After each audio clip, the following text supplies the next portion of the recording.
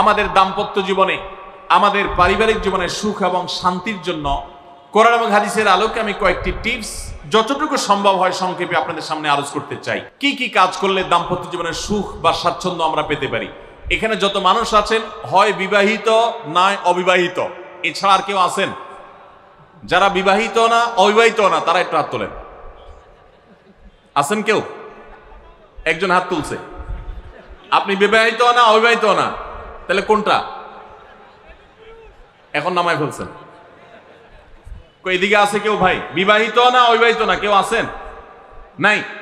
তাহলে বোঝা গেল আজকের আলোচনা সবার জন্য, যারা বিবাহিত আছেন তাদের জন্য, যারা বিবাহিত না ভবিষ্যতে বিবাহ করবেন তাদের জন্য। দেখুন,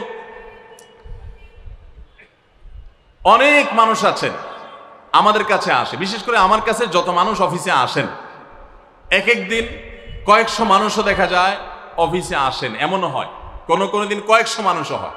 তো আমাদের অফিসে অনেকগুলো ডেস্ক আছে, অনেক আলেম আছেন, তারা সমাধান দেন বসে বসে, তারা সহযোগিতা করেন আমার সাথে। অনেকগুলো ডেস্ক বসাতে হয়েছে, এত বেশি মানুষ আসে। আপনারা অবাক হবেন, সবচেয়ে বেশি মানুষ আসে যেই ইস্যুটাকে নিয়ে, সবচেয়ে বেশি মানুষ আসে সেটা হলো দাম্পত্য কলহ, স্বামী স্ত্রীর ঝগড়া বিবাদ, তালাক, এগুলো নিয়ে সবচেয়ে বেশি সংখ্যক মানুষ আছেন।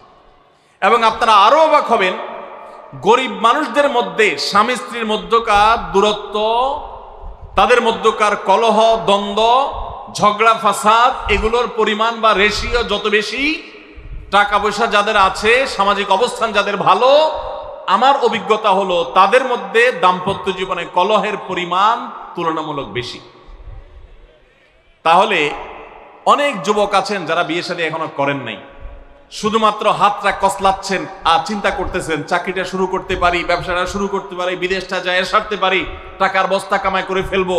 তখন বউ একেবারে শুয়ের মতো সোজা থাকবে, আমাকে দিল জুড়ে ভালোবাসবে, আদর করবে, ভালোবাসা হবে, সমৃদ্ধি হবে, চোখে মুখে লাল নীল রঙিন স্বপ্ন অনেক যুবক ভাইরা এখনো দেখছেন।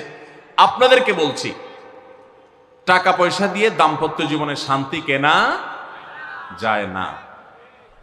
টাকা পয়সা এবং সামাজিক অবস্থান দিয়ে মানুষ সুখী হয় না। আমাদের কাছে অনেক মানুষ এসে চোখের পানি ফেলেন, তাদের সামাজিক অবস্থান অনেক মজবুত, তাদের সামাজিক স্ট্যাটাস কল্পনার অতীত, কিন্তু তারা পারিবারিকভাবে সুখী নন। আমানতদারিতার কারণে তাদের প্রাইভেসি রক্ষা করি আমরা, কখনো ইশারাঙ্গিত আমরা তাদের প্রাইভেসি ভঙ্গ হতে পারে সেভাবে বলি না। কিন্তু আমরা রেশিওটা আপনাদের সামনে পেশ করছি এজন্য, আপনারা যারা হাত কসলাচ্ছেন, যারা বেকার যুবক আছেন, যারা স্টুডেন্ট আছেন, যারা মনে করছেন যে টাকা পয়সা কামাই করে বস্তা ভরি, তারপরে আমি বিয়ে শাদী করে ফেললে সুখের সাগরে হাবুডুবু খাবো, আমি এরকম দেশ বিদেশ ঘুরতে থাকবো, এই রঙিন স্বপ্ন যারা দেখছেন তাদেরকে বলছি, বিশ্বাস করুন, সুখের সাথে এই টাকা পয়সা এবং সামাজিক অবস্থানের সম্পর্ক আপনি যতটা আছে মনে করেন বাস্তবে ততটা নাই। তাহলে কিসের সম্পর্ক? আসুন আমরা সেই জায়গায় চলে যাই। নাম্বার 1, সুখী দাম্পত্য জীবনের জন্য পুরুষ এবং নারী উভয়ের জন্য সর্বপ্রথম এবং প্রধান করণীয় হলো আল্লাহ তাআলার কাছে অনেক আগে থেকে দোয়া করতে থাকা, দরখাস্ত সাবমিট করা যে আল্লাহ, আমার পরিবার, আমার স্ত্রী, আমার অনাগত সন্তান সন্ততি যারা আসবে আমার বংশে, আমার ঘরে, আমার সংসারে, আমার পরিবারে, আল্লাহ আপনি তাদেরকে নেককার, তাদেরকে মুত্তাকিদের ইমাম এবং তাদেরকে এমন মানুষ বানিয়ে দেন যেন তারা চক্ষু শীতলকারী হয়। আপনাদেরকে একটা দোয়া শিখাতে চাই, অনেকে হয়তো জানেন, সূরা ফুরকানের ৭৪ নম্বর আয়াত। সূরার নাম কি বলেছি? ফুরকান। আয়াত নম্বর কত বলেছি? ৭৪। আমার বুঝজ্ঞান হইছে থেকে নিয়ে ছাত্র জীবনে যখন আমি অনেক ছোট ছিলাম, এই দোয়া যেদিন আমি পড়েছি কোরআনে, ওই দিন থেকে আজও পর্যন্ত আমার মনে হয় না আমার জীবনে 2 মিনিটের কোনো দোয়াও যদি হয়, 1 মিনিটের দোয়াও যদি হয়, মুহূর্তের দোয়াও যদি হয়, আমি এই দোয়াটা কখনো মিস করি বলে, জ্ঞাতসারে মিস করি বলে আমার মনে পড়ে না। ছাত্র জীবন থেকে শুরু করেছি, আজও পড়ে যাচ্ছি। আলহামদুলিল্লাহ, আল্লাহর কাছে শুকরিয়া আদায় করে আপনাদেরকে বলতে পারি, এই দোয়ার সুফল আমি নিজের চোখে দেখেছি, আমি নিজে ভোগ করছি। এজন্য আপনাদেরকে আমি বলতে চাই, বিবাহিত হন কিংবা অবিবাহিত হন, আপনার দাম্পত্য জীবনের সুখের জন্য সর্বপ্রথম এবং প্রধান করণীয় হলো এই দোয়া। এর বাইরে আরো সাধারণভাবে আল্লাহ তাআলার কাছে দোয়া করতে থাকা, যেন আল্লাহ তাআলা আপনাকে এমন একজন জীবন সঙ্গী দেন। মা বোনরা দোয়া করবেন জীবন সঙ্গী, আপনারা দোয়া করবেন এমন যেন জীবন সঙ্গিনী দেন, যে জীবন সঙ্গী আপনার চোখ জুড়ানোর মতো হবে। দেখুন আল্লাহর ভাষা এমন যে এই ভাষা তো অলৌকিক, এটাতে কোনো মানুষের ভাষা নয়। দোয়ার ভাষ্য লক্ষ্য করেন, আল্লাহ শিক্ষা দিচ্ছেন আমাদেরকে, রব্বানা হাবলানা মিন আজওয়াজিনা ওয়া যুররিয়াতিনা কুররাতা আয়ুন, হে আমাদের রব, আমরা আপনার কাছে এমন স্ত্রী চাই, এমন সন্তান চাই, এমন পরিবার চাই, যেই পরিবারের সদস্য আমার স্ত্রী, আমার সন্তানরা আমার নয়ন জুড়াবে, আমার চোখ জুড়াবে, এরকম মানুষ চাই। একটু ভাষাটা লক্ষ্য করুন। আমরা সাধারণত দোয়া করলে কি চাই? আমরা এক একটা দিক চাই। ধরুন আপনার স্ত্রী মাশাআল্লাহ অনেক সুন্দরী, অপূর্ব সুন্দরী, তিনি আল্লাহ তাআলা তাকে অনেক রূপ লাবণ্য দিয়েছেন, কিন্তু তার যদি চরিত্রটা খারাপ হয়, তাহলে এই স্ত্রীকে আপনার নয়ন জুড়াবে, চোখ জুড়াবে, চক্ষু শীতলকারী হবে? আপনার স্ত্রীর চরিত্র ভালো, দেখতে শুনতেও মাশাআল্লাহ সুন্দর, কিন্তু পড়ালেখা নাই, বুদ্ধিশুদ্ধি নাই, একটু বেকুব কিসিমের, তাহলে কি আপনার চোখ জুড়াবে? ভালো লাগবে? আপনার স্ত্রী শিক্ষা দীক্ষাও আছে, জ্ঞান গরিমায় মাশাআল্লাহ তিনি ভালো, রিচ, সমৃদ্ধ, আবার চেহারা সুন্দর, আবার তার মধ্যে তার চরিত্রের সমস্যা নেই, কিন্তু সমস্যা কি? সমস্যা ধরুন তার ভিতরে এমন রোগ আছে, শারীরিক রোগ, যেই রোগের কারণে আপনার জন্য সেটা বড় কঠিন পরিস্থিতির মুখোমুখি হতে হয়। ধরেন দুরারোগ্য কোনো ব্যাধি আছে, মরণ ব্যাধি আছে, এমন কোন রোগ আছে যেটার কারণে আপনাকেও সাফার করতে হয়, তাহলে এই স্ত্রী কি আপনার চোখ জুড়াবে? ঠিক একই কথা স্বামীর ক্ষেত্রে প্রযোজ্য, সন্তানের ক্ষেত্রে প্রযোজ্য। আল্লাহ তাআলা এমন একটা শব্দ শিক্ষা দিয়েছেন, দেখুন আল্লাহর কাছে চাইতেও জানতে হয়। উল্টাপাল্টা দোয়া করলে দোয়া পূরণ হয়ে যাবে, কবুল হয়ে যাবে, কিন্তু আপনার কাজ হবে না। অনেক যুবক আছে আল্লাহর কাছে দোয়া করে, আল্লাহ বেশি না, 1,05,000 টাকা চাই। কত? 1,05,000। অনেক যুবক লিখে দেয় আমাদেরকে, হুজুর দোয়া করবেন বেশি না, আমি আল্লাহর কাছে 1,05,000 টাকা চাই। আল্লাহরে টার্গেট দিয়ে দিছে, কত লাগবে? 5 লাখ। কেন? একটা বাইক কিনবে। যুবক মানুষ, রাস্তাঘাটে বাইক ছাড়া চললে ভালো লাগে না, আর একটা ভালো সেট কিনবে, না হলে ফেসবুক স্ট্যাটাস ভালো করে দেওয়া যায় না, ছবি তুলে দেওয়া যায় না। সাইফুল্লাহ ভাই ছবি তুলে দিতে বলছেন না, মাহফিলের ছবি তোলা যায় না। আর কিছু টাকা দিয়ে ছোটখাটো একটা দোকান কিছু একটা করবে, বিয়ে শাদীর ব্যবস্থা করবে, বাস, বেশি কিছু চাই না। তো আল্লাহ তাআলা 5 লাখ টাকা ধরেন আপনাকে দিয়ে দিল, সাথে একটা রোগও দিয়ে দিল, ওই রোগে খরচ হবে 6 লাখ। তাহলে আপনার এই 5 লাখের কোনো মানে আছে? আপনারা একটা প্রসিদ্ধ ঘটনা অনেকেই শুনেছেন, একটা চুটকি, যে এক যুবক দোয়া করছে, আল্লাহ তোমার কাছে আমি এমন একটা লাইফ চাই, বিশেষ করে বেকার যুবকরা এগুলো বেশি দোয়া করে, আল্লাহ তোমার কাছে এমন একটা লাইফ চাই, বেশি কিছু না, যে লাইফে 2 হাত ভর্তি টাকা থাকবে আর আশপাশে শুধু নারী আর নারী থাকবে, এরকম একটা লাইফ চাই। তো আল্লাহ তাআলা তার দোয়া কবুল করে ফেলছে। দোয়া কি করছেন? কবুল করে ফেলছে। দোয়া কবুল করছেন কিভাবে? দোয়া কবুল করে তাকে আল্লাহ তাআলা এমন একটা বাসের কন্ট্রাক্টর বানিয়ে নিছেন, যে বাসটা হলো মহিলা বাস, চারপাশে শুধু নারী আর নারী, সব মানুষের, আর হাত ভর্তি টাকা আর টাকা সব বাস মালিকের। দোয়া কিন্তু কবুল হয়ে গেছে। তো আল্লাহ তাআলার কাছে উল্টাপাল্টা দোয়া করলে কি হয় দেখছেন? দেখুন, দাম্পত্য জীবনে সুখের জন্য দোয়া কিভাবে করতে হবে আল্লাহ শিখিয়ে দিয়েছেন। রব্বানা হাবলানা মিন আজওয়াজিনা ওয়া যুররিয়াতিনা কুররাতা আয়ুন, আল্লাহ আমার পরিবারের সদস্যরা যেন এমন হয় যে তাদেরকে দেখলে আমার নয়ন জুড়িয়ে যাবে। অর্থাৎ নয়ন জোড়াতে হলে সব দিক থেকে পারফেক্ট হতে হবে, সব দিক থেকে ভালো হতে হবে, তখনই তো দিল জোড়াবে।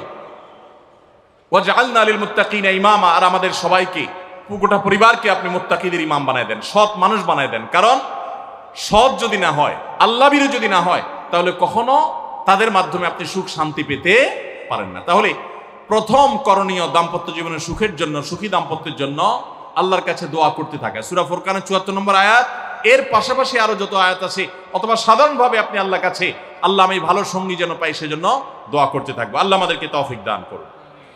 নাম্বার 2, জীবন সঙ্গী নির্বাচনের ক্ষেত্রে দিনদারিতাটাকে অগ্রাধিকার দেওয়া। কোনটাকে অগ্রাধিকার দেওয়া? ধার্মিকতাকে অগ্রাধিকার দেওয়া। নবী করিম সাল্লাল্লাহু আলাইহি ওয়াসাল্লামের প্রসিদ্ধ একটা হাদিস আপনারা অনেকে শুনেছেন। তিনি বলেছেন, তুনকাহুল মারআতু লিআরবা, 4টি জিনিস দেখে সাধারণত মেয়েদেরকে বিয়ে করা হয় বা মেয়েরা ছেলেদেরকে বিয়ে করে। 4টি জিনিস।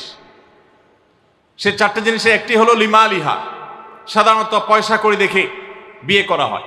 অনেক ছেলে ফেলে আছে দেখবেন, ছেলে ফেলে কি মুরব্বীরাও আছেন অনেকে, যে ছেলে বিয়ে করার জন্য পয়সাওয়ালা বাপের মেয়ে খোঁজে। আছে না নেই? পয়সাওয়ালা বাপের মেয়ে খোঁজে।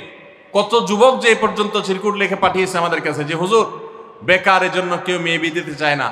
আবার অনেকে লিখে পাঠিয়েছে হুজুর সরকারি চাকরি ছাড়া মেয়ের বাবারা মেয়ে দিতে চায় না। আছে না এই সমস্যা? তো নবী সাল্লাল্লাহু আলাইহি ওয়াসাল্লাম বলেছেন, সম্পদ দেখে অনেকে বিয়ে করে, আবার অনেকে রূপ লাবণ্য চেহারা ছবি দেখে বিয়ে করে, অনেকে সামাজিক অবস্থান প্রতিপত্তি বংশমর্যাদা দেখে বিয়ে করে, আর অনেকে দিনদারিতা ধার্মিকতা দেখে বিয়ে করে।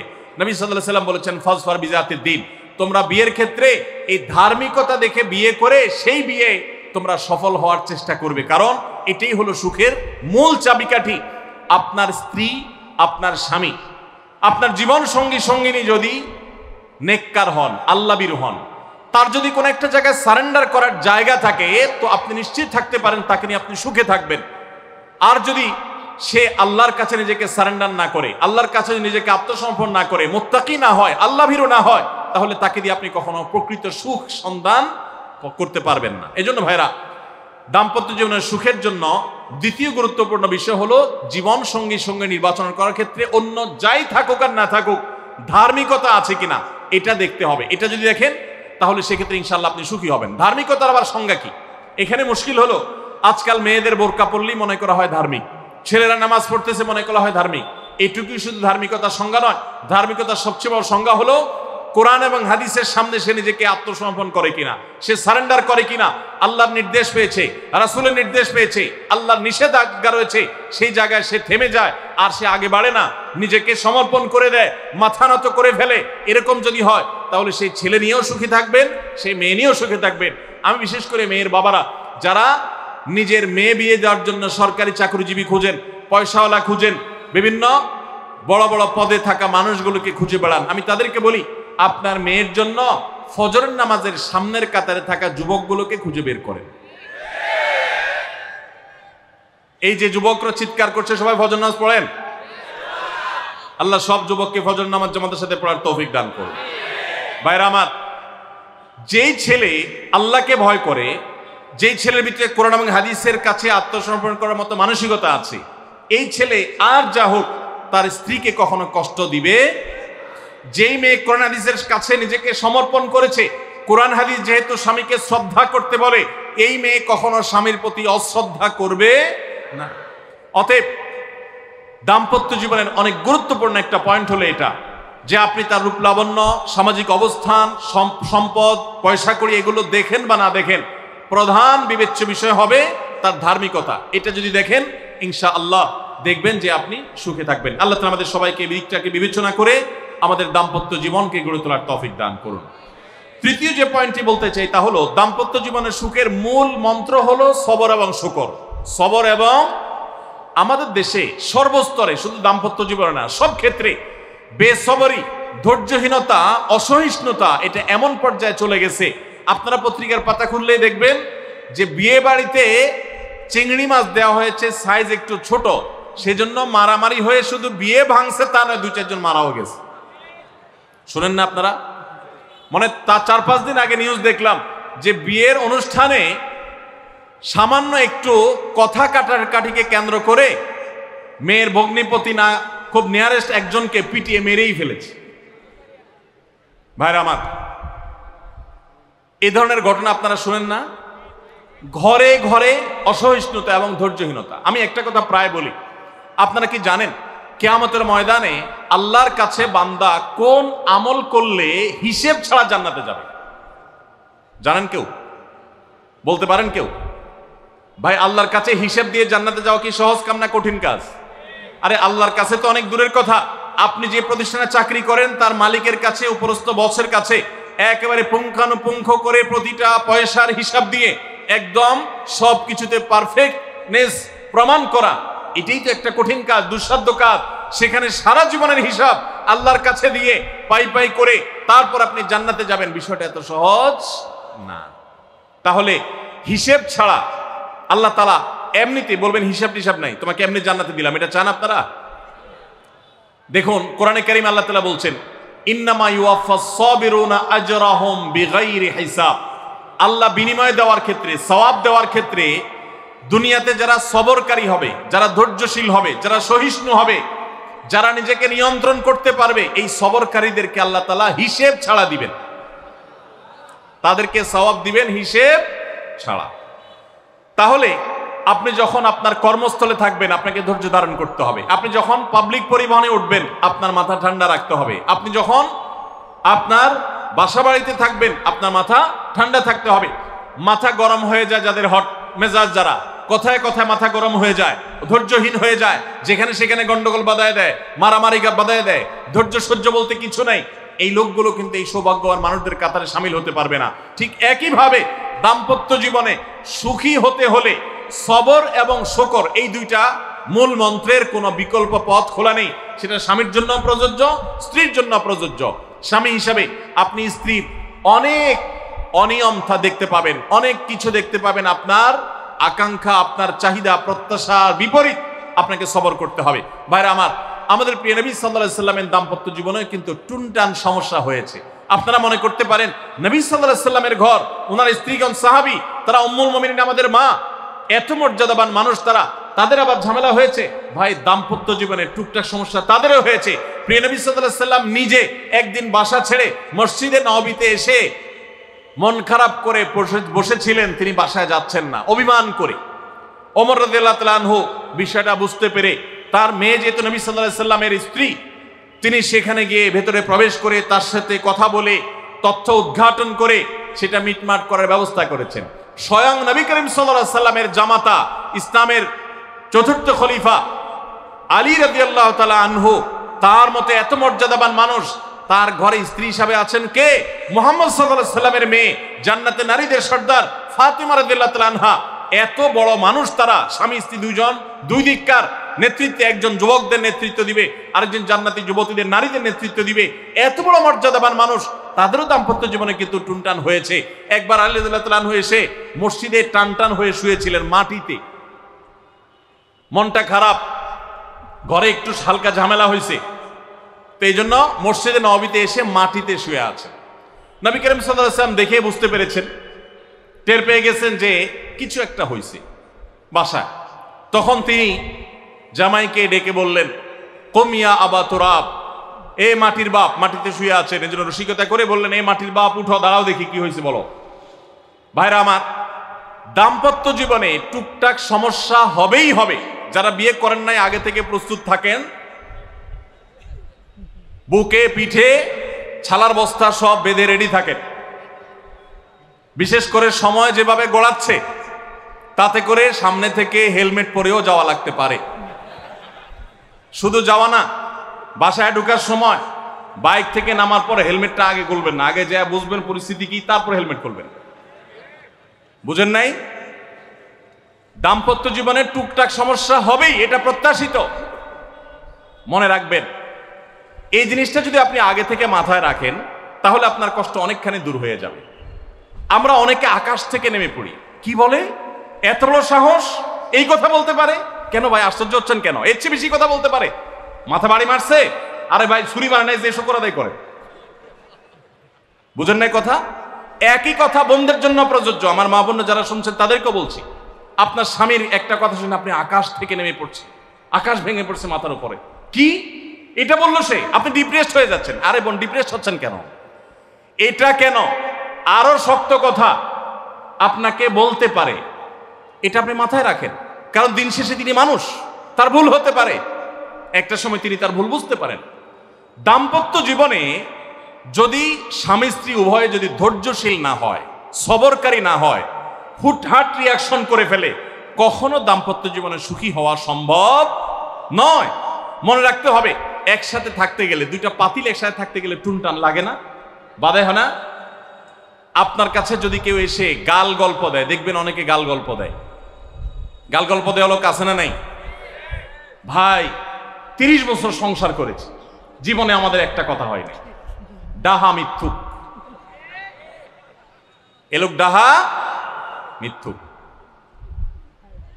আপনার 50 বছরের সংসারে কোনো বিষয় হয় না। হ্যাঁ, ঝগড়া করেন না সেটা ভিন্ন বিষয়, কিন্তু ভিন্ন মত হবে না, দ্বিমত তৈরি হবে না, নিজেদের মধ্যে ভুল বোঝাবুঝি তৈরি হবে না, একবারও হবে না জীবনে, অসম্ভব। মুহাম্মদ সাল্লাল্লাহু আলাইহি সাল্লামের ঘরে যদি হয়ে থাকে, আলী রাদিয়াল্লাহু তাআলা ফ্যামিলিতে যদি হয়ে থাকে, সাহাবীদের ঘরে ঘরে যদি হয়ে থাকে, আপনি কে? মনে রাখবেন, এই সমস্ত ডাহা মিথ্যা কথা শুনে আপনি চিন্তা করেন, হায় হায় রে, তাহলে আমার বউটা এত ডাইনি। আর মহিলা চিন্তা করে, আমি স্বামীটা এত অমানুষ, কত বড় ডাকাত। দেখো তার স্বামী স্ত্রী জীবনে কোনো কথা হয় না, আর আমার স্বামী ডেইলি একবার মা বাপ তুলে না গালি গালাজ করলে তার বাটের পেটে ব্যথা জমে না।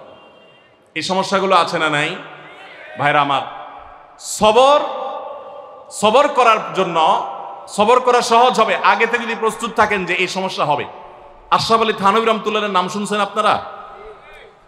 ভারত মহাদেশের এমন একজন আলেম ছিলেন, খুব বিচক্ষণ মানুষ ছিলেন, অনেক বিদগ্ধ মানুষ ছিলেন, অনেক বড় আল্লাহওয়ালা ছিলেন, নেককার মানুষ ছিলেন। তো থানভী রাহমাতুল্লাহর কাছে এক লোক এসে বলল, হুজুর, আমার বাসায় যখনই যাই দরজাটা খুলতে দেরি, আমার মাথার উপরে আকাশ ভেঙে পড়তে দেরি নেই। যেটাই করি, বাজার করে এনে তার হাতে দিলেও রাগ, রাখলেও রাগ, আমার সাথে সারাদিন শুধু ঘেউ ঘেউ করে হুজুর, আর সহ্য করতে পারি না। আমারে কোনো দোয়া দুরুদ আমল শিখাই দেন যে আমার এই বাসার অত্যাচারটা যেন থামে। তো থানভী রাহমাতুল্লাহ বললেন যে, শোনো, তোমার একটা বুদ্ধি শিখাই দেই, দোয়া দুরুদ না। বুদ্ধি হলো, এখন থেকে বাসায় গিয়ে দরজা নক করবা, যে নক করার আগে 1 মিনিটের মোরাকাবা করবা। কি করবা? মোরাকাবা বুঝেন?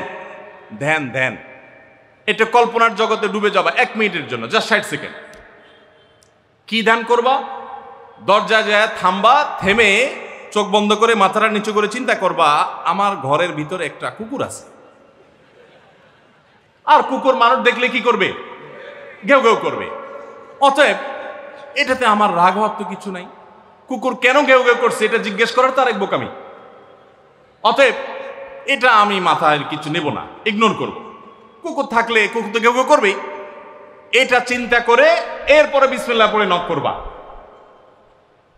তো এই বুদ্ধি অনুযায়ী পরের দিন আসছে বাসা, আগে 1 মিনিট মোরাকাবা করছে, এরপরে দরজা নক করছে। যথারীতি দরজা খোলার পরেই শুরু হয়ে গেছে যুদ্ধ। এখন ইসরায়েল ইরান যুদ্ধ শুরু হয়ে যাওয়ার পর এই লোক অন্যান্য দিন সেও টুকটাক রিয়াকশন করে, হাতাহাতি, বকাবকি, দুই পক্ষ থেকে টুকটাক হামলা পাল্টা হামলা হইতো। কিন্তু আজকে সেই লোকটা আর হামলা টামলা তার করা দূরের কথা, উল্টা সে মিটমিট করে হাসতেছে এবং একটা পর্যায়ে আর নিয়ন্ত্রণ করতে না পারে ফিক করে হাসেই দিছে।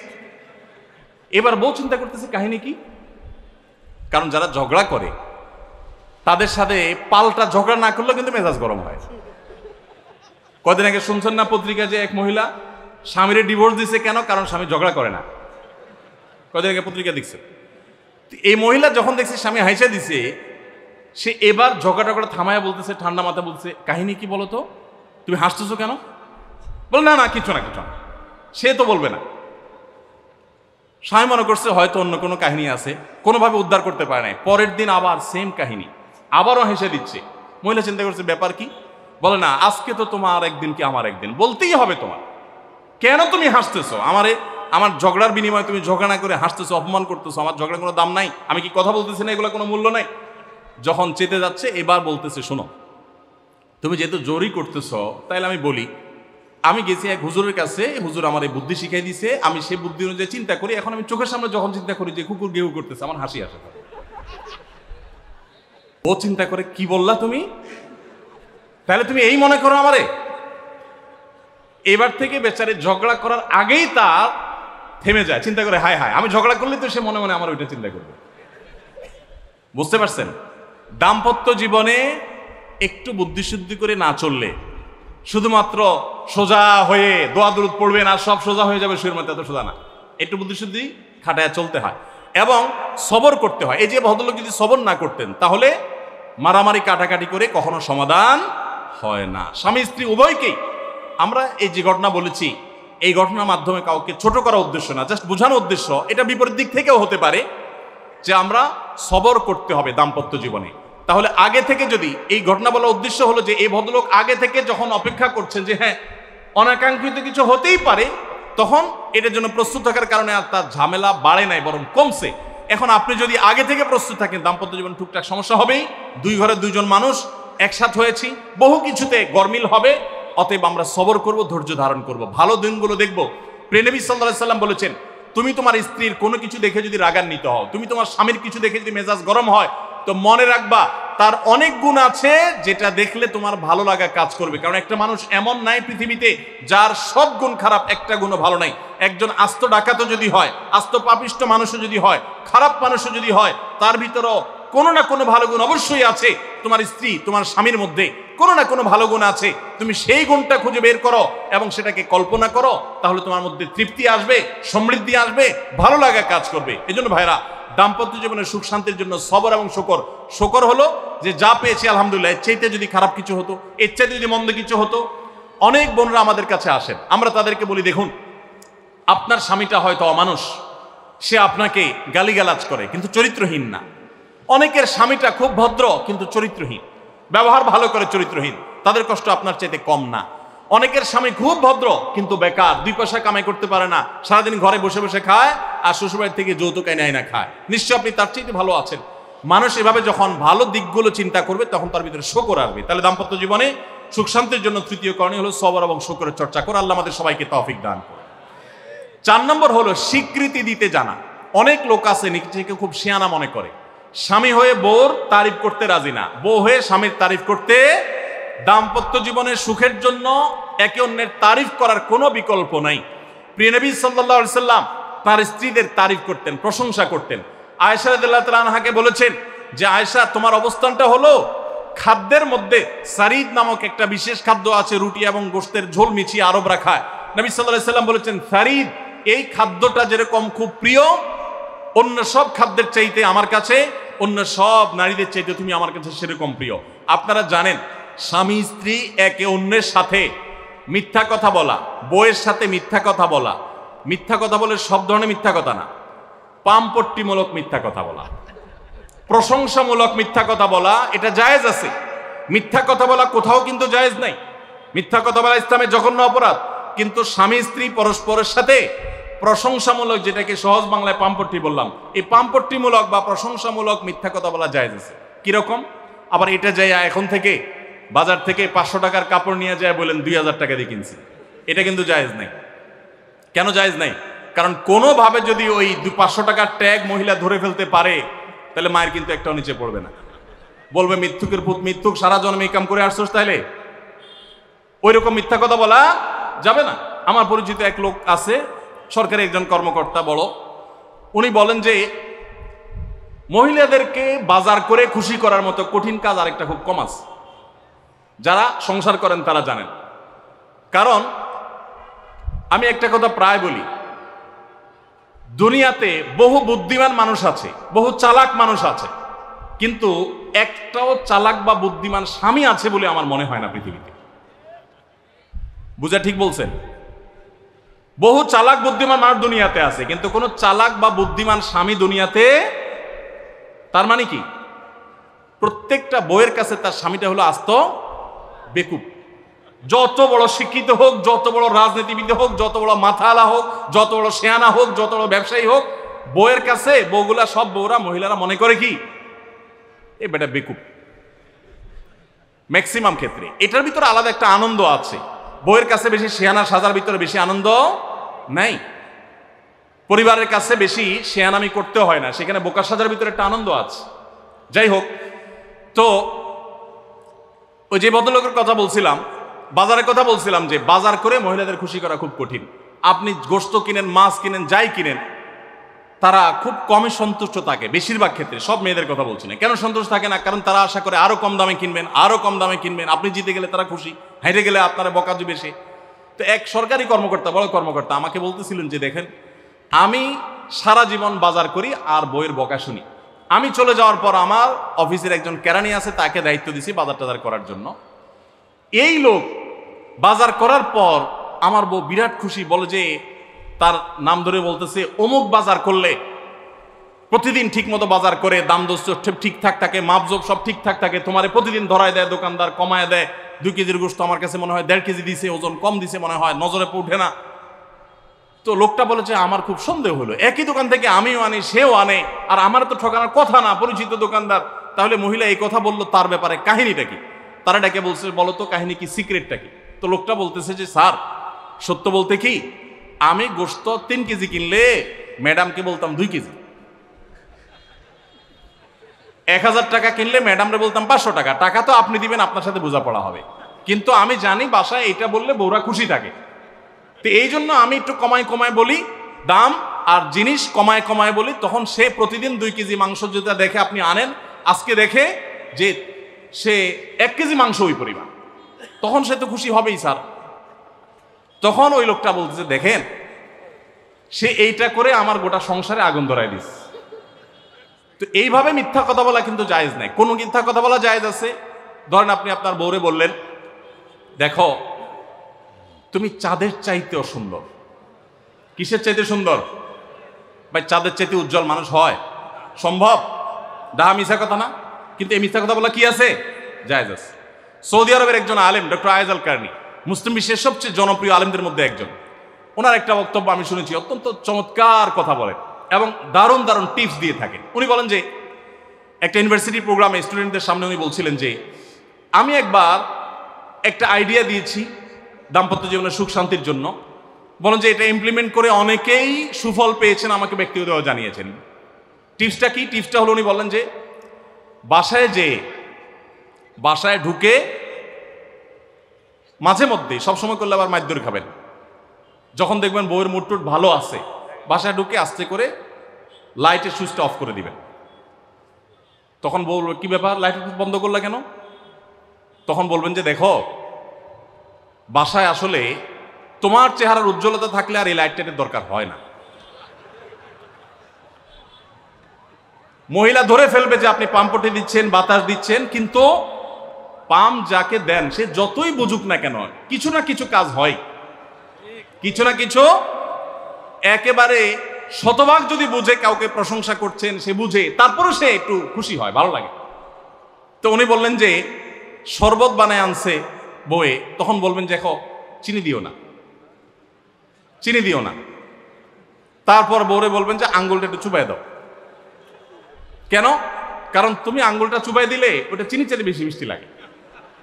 এই যে কথাগুলো, এই কথাগুলো আসলে সত্য কথা না। তো এই টাইপের কথা স্বামী স্ত্রীর মধ্যে মিথ্যা হলেও সেটা কি আছে? জায়েজ আছে। ভাইরা আমার, এই জন্য দাম্পত্য জীবনে সুখ শান্তির জন্য একে অন্যকে ভালোবাসা, প্রশংসা করতে জানা, বিশেষ করে স্বীকৃতি দিতে জানা, ভালো গুণগুলোর কথা বলা, এটা হারিয়ে গেছে। অনেকে মনে করে যে না, ভালো গুণ বললে মাথায় উঠবে, এটা ভুল।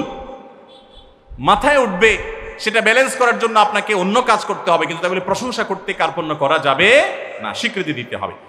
5 নম্বর হলো দাম্পত্য জীবনের সুখ শান্তির জন্য একে অন্যের যে কনসার্নের জায়গাগুলো আছে, ইস্যুগুলো আছে, এগুলোকে মাথায় রেখে চলতে হয়। যেমন আপনি স্বামী হিসাবে বউয়ের বাপের বাড়ির মানুষদের বদনামি থাকলেও করবেন না।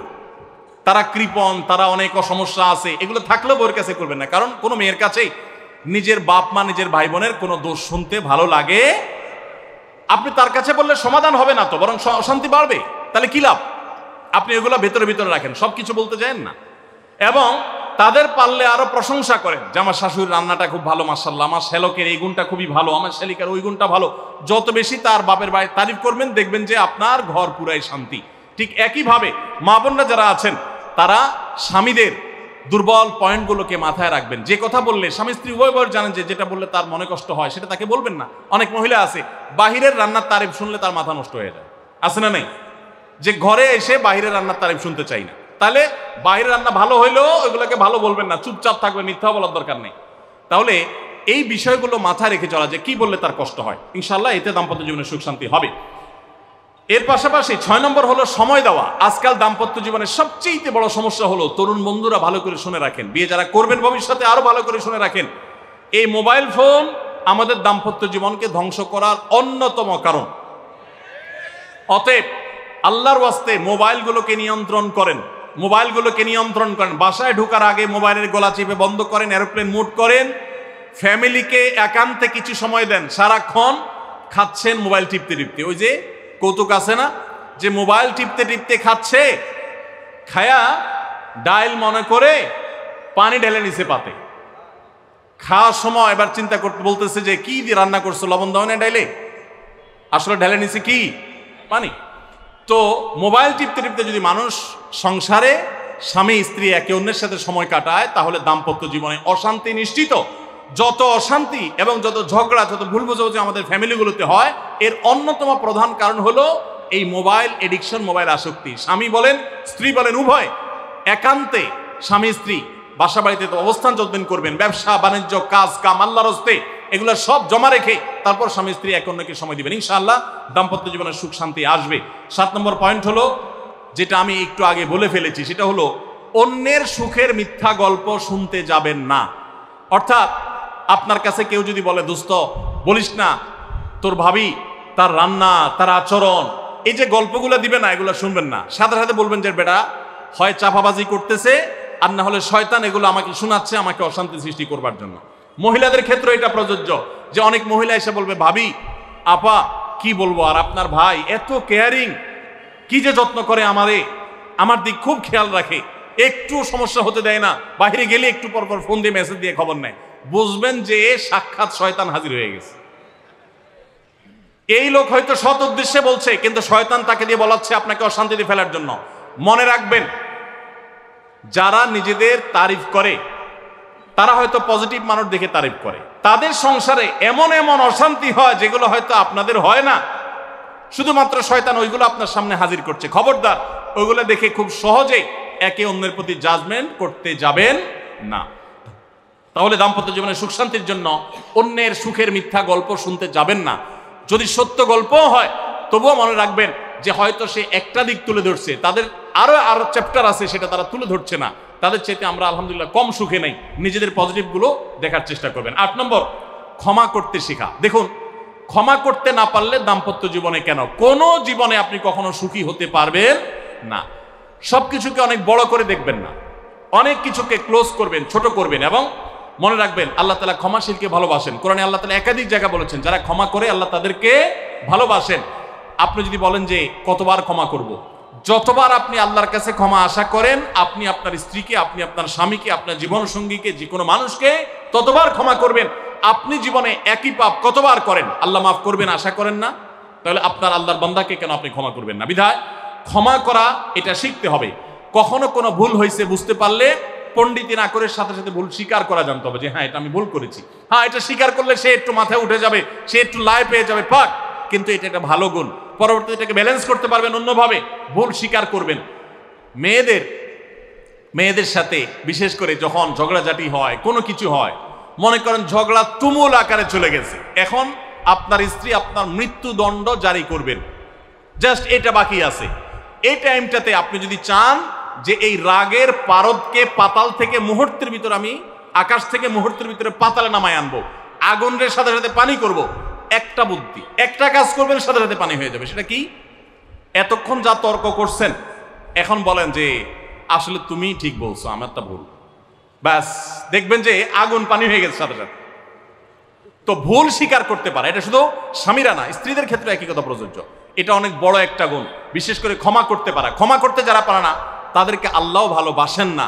আল্লাহ তাআলা বলেছেন যে আল্লাহ তাআলা ক্ষমাশীল মানুষদেরকে ভালোবাসেন, বিধায় আমরা ক্ষমা করতে শিখবো ইনশাআল্লাহ। 9 নম্বর হলো, শয়তান যে সমস্ত জায়গাতে ধোঁকা দেয় এই জায়গাগুলোকে ক্লিয়ার রাখা। যেমন একটা পয়েন্ট বলি, স্বামী স্ত্রীর মধ্যে কিছু কিছু জিনিস প্রাইভেট থাকতে পারে। আপনার স্ত্রী আপনার শ্বশুরবাড়িতে ফোনে কথা বলেছে, কি বলেছে, আম্মা তোমার সাথে কি বলেছে, তোমার আব্বা কি বলেছে, তোমার ভাই কি বলেছে, ব্যক্তিগত বিষয়গুলো খুব বেশি খোঁচাখুচি করে জানতে যাবেন না। এগুলো জানতে গেলে অশান্তি হবে। এবং অনেক সময় দেখা যেতে পারে কোনো কিছু দেখে আপনার সন্দেহ হয়েছে, তাহলে এটা পেটের ভিতর রাখবেন না, আবার খারাপভাবে উপস্থাপন না করে সুন্দরভাবে উপস্থাপন করেন যে আমার কাছে এরকম মনে হয়েছে, তাতে সাময়িক ঝগড়া হোক, কিন্তু আপনি ক্লিয়ার হয়ে যাবেন এবং নিজেদের মধ্যে কোনো ঝামেলা থাকবে না। শয়তান বিশেষ করে ওয়াসওয়াসা, কুমন্ত্রণা, সন্দেহের রোগ দিয়া দাম্পত্য জীবনে সবচেয়ে বেশি অশান্তি তৈরি করে। এই জন্য সন্দেহকে কোনো স্থান দিবেন না। যখনই সন্দেহ আসবে বুঝবেন যে শয়তান এটা সৃষ্টি করছে। সর্বশেষ 10 নম্বর হলো, শাসন করার যদি কখনো দরকার হয়, স্বামী হোক আর স্ত্রী হোক বা সাধারণ মানুষের ক্ষেত্রে এটা প্রযোজ্য, রাগের মাথায় কখনো শাসন করবেন না। শাসন করতে হলে মাথা গরম হয়ে গেছে একটু সবর করবেন, ঠান্ডা মাথায়, শীতল মাথায় তারপরে শাসন করবেন। যখন রাগ উঠছে তখন কিছু বলতে যাবেন না। আপনার রাগ উঠছে আজকে, আপনি নিয়ত করেন আগামী 24 ঘন্টা পর এটার আমি বিচার করব, একটা বিহিত করব, এটার আমি কিছু একটা করে ছাড়বো। 24 ঘন্টা টাইম নেন, ইনশাআল্লাহ আপনি নিশ্চিত থাকেন 24 ঘন্টা পর যদি আপনি এটা নিয়ে বসেন, তাহলে আপনার এই বসাটা অনেক বেশি হবে ন্যায়সঙ্গত। এটাতে কোনো প্রকার সীমালঙ্ঘন থাকবে না, রাগের চোটে অন্যায় আচরণ হবে না, জুলুম হবে না, বাড়াবাড়ি হবে না, যথাযথ শাসন হবে। যেই কোনো মানুষের ক্ষেত্রে এটা প্রযোজ্য। আপনার একটা ছেলে এমন কোন অন্যায় কাজ করছে, আপনি এখন তাকে মাথা হট হয়ে গেছে, এখন শাসন করতে গেলে জুলুম হয়ে যেতে পারে, একটু সবর করেন, সময় নেন, দেখবেন রাগটা প্রশমিত হয়ে লেভেলে চলে আসছে। এরপর যদি শাসন করেন দেখবেন জুলুম হবে না। তো স্বামী স্ত্রী উভয়ের ক্ষেত্রে একই কথা প্রযোজ্য। ঝগড়া যখন করতে মন চায়, মেজাজ যখন গরম হয়, তখন না করে একটু পরে করেন। আমি সৌদি আরবে প্রবাসে যখন ছিলাম, আমি দেখেছি অনেক বাংলাদেশি ভাইয়েরা, তখন নেটের এত বেশি প্রচলন ছিল না, তারা মোবাইলে একটার পর একটা কার্ড রিচার্জ করতো 50 রিয়াল 100 রিয়াল দিয়া। কেন? শুধুমাত্র বউয়ের সাথে ঝগড়া করার জন্য। কিসের জন্য? কারণ কথা বলতেছে, মনে করেন কোন একটা বিষয় নিয়ে তুমুল বিশ্বযুদ্ধ বেঁধে গেছে দুজনের, এখন এই পাশ থেকে ওই পাশ থেকে কথা চালাচালি, ঝগড়াঝাটি চলতেছে, চিল্লানি চেঁচামেচি, হঠাৎ করে লাইন কেটে গেছে, ব্যালেন্স শেষ, দৌড় দিয়ে চলে গেছে দোকানে, এই তাড়াতাড়ি একটা কার্ড দেন ভাই, তাড়াতাড়ি রিচার্জ করতেছে। কেন? তাকে এখন কি করতে হবে? অসমাপ্ত ঝগড়ার সেকেন্ড ইনিংস শেষ করতে হবে। আবার কার্ড শেষ হয়ে যাচ্ছে, ইনিংস ঘোষণা হয়ে গেছে, আবার যায় সে কার্ড রিচার্জ করে থার্ড ইনিংস। কত বড় বেকুব চিন্তা করে, কত বড় নির্বুদ্ধিতা। এই ঝগড়াটা স্বামী স্ত্রী দুই জায়গায় থাকেন, ফোনে যদি ঝগড়া হয়, আমি বুদ্ধি দেই যে ফোনটা যখনই দেখলেন যে ঝগড়া শুরু হয়ে গেছে, তখন সাথে সাথে মোবাইলটা অফ করে ফেলা, অফ করে 3 দিন মাত্র রাখেন, অন্য একটা নাম্বার বাটন ফোন দিয়ে আপাতত অফিসের কাজ কাম ছাড়েন, আর বইয়ের সাথে যোগাযোগের নাম্বারটা 3 দিনের জন্য বন্ধ রাখেন। 3 দিন পরে মোবাইলটা আস্তে করে ওপেন করেন। এবার নিয়তি করেন যে ঝগড়া এটাই হবে, বরে বলবেন দেখো তোমার সাথে ঝগড়া এখানে এই পর্যন্ত থামতেছে, আমরা এখান থেকে আবার শুরু করবো ইনশাল্লাহ 3 দিন পর। 3 দিনের বিরতি দিচ্ছি, যুদ্ধবিরতি, যথারীতি 3 দিন পরে আমরা আবার শুরু করব। 3 দিন পরে যদি শুরু করেন, আমি তো দায়িত্ব নিয়ে বলতে পারি, লিখিত দিতে পারি আপনাকে, 3 দিনের পর যখন আবার নতুন করে শুরু করবেন, ইনশাআল্লাহ দেখবেন আগের ঝগড়ার যে দুইজনের একজনেরও আর কিছুই নেই। এখন বউরে যদি বলেন 3 দিন পরে ফোন দিয়া বলেন, হ্যাঁ বলো তুমি জানি কি বলতেছিলা, দেখবেন যে আর কথা খুঁজে পায় না। আর আপনিও যদি বলেন যে হ্যাঁ আমি জানি কি বলতেছিলাম, দেখবেন এখন ঝগড়া করে জুত পাবেন না, গিয়ার একেবারে নরমালে চলে আসছে। এই জন্য ভাইরা, রাগ যখন হয় ওই টাইমটাতে ঝগড়াঝাটি করতে হয় না, তাহলে সেক্ষেত্রে দাম্পত্য জীবনে অশান্তি থেকে অনেকখানি বাঁচা যায়। যে ঠিক আছে আমরা ঝগড়া করব, এই বিষয়ে আমরা এখন কথা বলবো না, কালকে কথা বলবো, একটু অপেক্ষা করেন, উভয়ের জন্য সেখানে কল্যাণ থাকবে। আল্লাহ তাআলা আমাদের সবাইকে এসব বিষয়গুলোকে দেখে মেনে চলার তৌফিক দান করুন। আমি আবারও বলছি এই 10টা পয়েন্ট। নাম্বার 1, দাম্পত্য জীবনের সুখ শান্তির জন্য আল্লাহ তাআলার কাছে অনবরত সূরা ফুরকানের 74 নম্বর আয়াতে যে দোয়াটা আছে, রব্বানা হাব লানা মিন আজওয়াজিনা ওয়া যুররিয়াতিনা কুররাতা আয়ুন ওয়াজআলনা লিল মুত্তাকিনা ইমামা, এই দোয়া এছাড়া সাধারণভাবে আল্লাহর কাছে দোয়া করতে থাকে, আল্লাহ জীবনে যেন সঙ্গী হিসেবে যাকে পাবো সে যেন আল্লাহ ভীরু হয়, মুত্তাকি হয়, ভালো মানুষ হয়। এরপরও যদি খারাপ মানুষ পড়ে যায় তো মনে রাখবেন ফেরাউনকে আল্লাহ তাআলা আসিয়ার মতো নেককার মানুষ দিয়েছেন, আসিয়ার মতো নেককার মানুষের কাছে ফেরাউনের মতো অত্যাচারী স্বামী দিয়েছেন। আবার আল্লাহ তাআলা নূহ আলাইহিস সালামের মতো মানুষকে, লূত আলাইহিস সালামের মতো মানুষকে তাদের অবাধ্য এবং আল্লাহর প্রতি ঈমান আনে নাই এমন নারী, এমন স্ত্রী দিয়েছেন। অতএব পরীক্ষা হিসাবে নেবেন, কিন্তু দোয়া করতে থাকবেন। নাম্বার 1 হলো দোয়া করতে থাকা। 2 নম্বর হলো জীবনসঙ্গী নির্বাচনের ক্ষেত্রে ধার্মিকতাকে সবকিছুর উপরে প্রাধান্য দিবেন। ধার্মিকতা থাকলে বাকি সবকিছুতে কম্প্রোমাইজ করবেন, এক্ষেত্রে কম্প্রোমাইজ করবেন না। অনেকে বলে, মেয়ে যদি বলে না ধার্মিক ছেলে ছাড়া আমি বিয়ে বসবো না, তো বাপ মা বা অন্য অনেকে বুঝায় যে না তুমি একটু কম্প্রোমাইজ করো, ছেলেকে পরে নামাজি বানাই নিও, ছেলের টাকা পয়সা আছে এটা ঠিক রাখো, নামাজি পরে বানাই নিও। সব সময় রেডিমেড পাইলে আপনি আর বানাতে যাবেন কেন? আগে দিনদারিতা দেখবেন, টাকা পয়সাওয়ালা বানাই নেওয়া যাবে, অন্য কিছু বানাই নেওয়া যাবে, কিন্তু দিনদারিতা সবকিছুর উপরে যেন থাকে। 3 নম্বর হলো সবর এবং শুকর। স্বামী স্ত্রী উভয়কে এটা যদি চূড়ান্তভাবে অবলম্বন না করে দাম্পত্য জীবনে শান্তি সম্ভব না।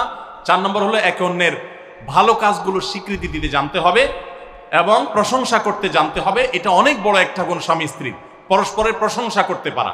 এবং প্রশংসা করাটা একটা ভালো গুণ স্বামী স্ত্রীর। প্রশংসা করতে গিয়ে মিথ্যা বললে, বাড়িয়ে বললেও সেটা গুনাহ হবে না, স্বামী স্ত্রীর ক্ষেত্রে শুধুমাত্র এটা স্পেশাল। আর 5 নম্বর হলো স্বামী স্ত্রী পরস্পরের দুর্বল জায়গাগুলোতে আঘাত করা যাবে না। যে জিনিসটা কথা বললে তিনি মনে কষ্ট পান, ওইটা তাকে বলা যাবে না, ওইগুলো থেকে এড়িয়ে চলতে হবে। যে এই বিষয়ে তিনি কথা বলতে চান না, স্বামী তার মায়ের বিষয়ে যদি বলে রাগ হয়ে যায়, তাহলে এই বিষয়ে আমি কোনো কথা বলবো না, ভুল থাকলেও সেগুলো দেখো না দেখার ভান করব, সবর করব। আর 6 নম্বর হলো স্বামী স্ত্রী একে অন্যকে সময় দিবেন। সময় যদি দেন, এখন মহিলারাও সময় দেয় না, পুরুষরাও সময় দেয় না, এই জন্যই ভুল বোঝাবুঝি তৈরি হয়, দূরত্ব তৈরি হয়।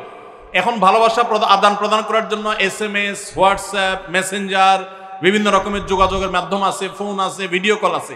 এত মাধ্যম থাকা সত্ত্বেও ভালোবাসা কম। এর অন্যতম কারণ হলো যে সব কিছু এখন অনলাইন করে ফেলছি আমরা, একান্তে একে অন্যকে আমরা সময় দেই না। সময় দেওয়াটা হলো একটা বড় কাজ। 7 নম্বর হলো অন্যের সুখ শান্তিতে আছে, তাদের ঝগড়াঝাটি হয় না, তারা একে অন্যের প্রতি খুব কেয়ারি। এই সমস্ত গল্প শুনে, মিথ্যা গল্প কিংবা সত্য গল্প শুনে প্রতারিত হতে যাবেন না। মনে রাখবেন, আপনি তার চাইতে অনেক দিক থেকে সুখে আছেন, সেটা হয়তো আপনার মাথায় আসছেন, আপনি খুঁজে বের করেন, নিশ্চয়ই অনেক সুখের পয়েন্ট আল্লাহ আপনাকে দিয়ে রেখেছেন। আর 8 নম্বর হলো একে অন্যকে ক্ষমা করতে জানতে হবে, কোনো কিছু ভুল হলে স্বীকার করতে জানতে হবে। 9 নম্বর হলো একে অন্যের প্রতি সংশয় করা, সন্দেহ করা, রোগ থেকে বেঁচে থাকতে হবে। সন্দেহ করা খুবই খারাপ জিনিস এবং সন্দেহের সূত্র তৈরি হতে পারে, সেই পথগুলো বন্ধ করে ফেলতে হবে। আর 10 নম্বর হলো যদি একে অন্যের কোনো ভুল সংশোধন করতেও হয়, রাগের মাথায় সেটা করা যাবে না, বরং ঠান্ডা মাথায় করতে হবে। ঠান্ডা মাথায় যখন একটু ফ্রেশ হবেন, নর্মাল হবেন, তারপরে করতে হবে ইনশাআল্লাহ, তাহলে ব্যালেন্স হবে এবং জুলুম হবে না। আল্লাহ তাআলা আমাদের সবাইকে সুখী দাম্পত্য জীবন নসিব করুন, বলুন আমিন। আমাদের দাম্পত্য জীবনের সুখ শান্তির উপরে আমাদের জান্নাত অনেকখানি নির্ভর, আমাদের জাহান্নাম থেকে মুক্তি অনেকখানি নির্ভর। কারণ দিনদার জীবন সঙ্গী সঙ্গিনী না হলে, জীবন সঙ্গী সঙ্গিনী মুত্তাকি না হলে জান্নাতের পথের যাত্রাটা অনেক কঠিন হয়ে যায়। এজন্য পরস্পরের জন্য দোয়াও করতে থাকবো, চেষ্টাও করতে থাকবো। আল্লাহ তাআলা আমাদের সবাইকে সেই তৌফিক দান করুন। জাযাকুমুল্লাহু খাইরা ওয়া আখিরু দাওয়ানা আলহামদুলিল্লাহি রাব্বিল আলামিন। যেহেতু গভীর হয়ে গেছে, আমরা প্রশ্ন উত্তর বাদ রাখি।